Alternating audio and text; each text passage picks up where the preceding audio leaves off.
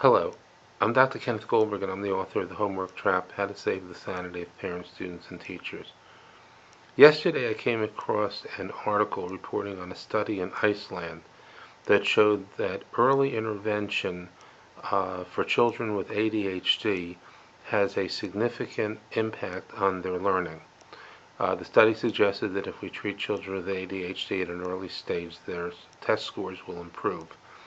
This is not a surprising result, since it is clear that children with ADHD do focus better in school when they have medication, and certainly early education is important as a building block for the child's future education. So the fact that the child is able to focus at an earlier stage does make sense that it would improve their learning. But now let me provide a serious warning, that something that concerns me a great deal, and that is that we must keep in mind that this study was done in Iceland and it was not done in the United States. And although we may make assumptions that there are similarities in the cultures between Iceland and the United States, there may be major differences in the homework policies in our two countries. There is research that indicates that there is an inverse relationship between the amount of homework done and the test scores that children are able to achieve. There's a study that shows that countries that give low amounts of homework tend to get higher scores than countries that give high amounts of homework, and our country is one that gives high amounts of homework. I've never read the studies directly. I've read reports of the studies, and in the reports, what I've seen has been examples of a few high homework giving countries and a few low homework giving countries, and I don't actually have the data to know where Iceland stands. And certainly if any of my followers has that information, I would truly appreciate it if you sent it to me, and I will continue to look to see if I can track down if there is a list that shows all countries, not just the ones on the extremes, and helps us understand where Iceland fits. But here's the issue. In my book, The Homework Trap, I do devote a section to the question of ADHD, and I point out that children with ADHD probably need even less homework than other children do.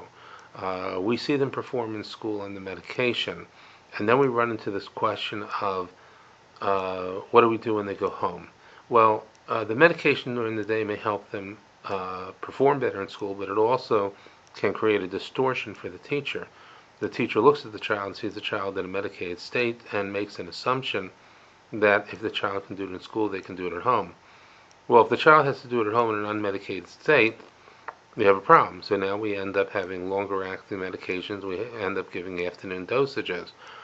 That runs the risk of interfering with appetite and sleep, but it also takes away the time that child may need just to unwind and to burn off some of that energy that's been pent up during the day, controlled with the medication.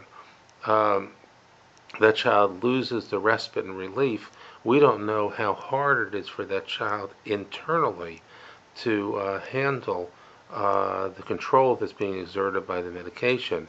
We do know that large numbers of children, once they get old enough to make their own decisions, will just say, I won't take the medication anymore, and do start to report that they didn't feel right, they didn't feel like themselves. Maybe they even felt a little depressed.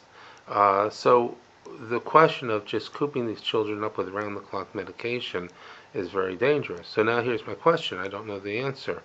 In Iceland, do they have a lot of homework?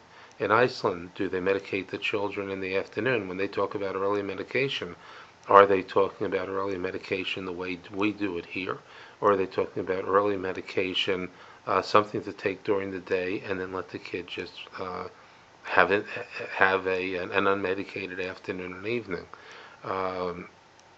That's the issue at hand. And I'm saying this because I saw the article. I've noticed it's being picked up on the news services. I could see it having an impact on public policy.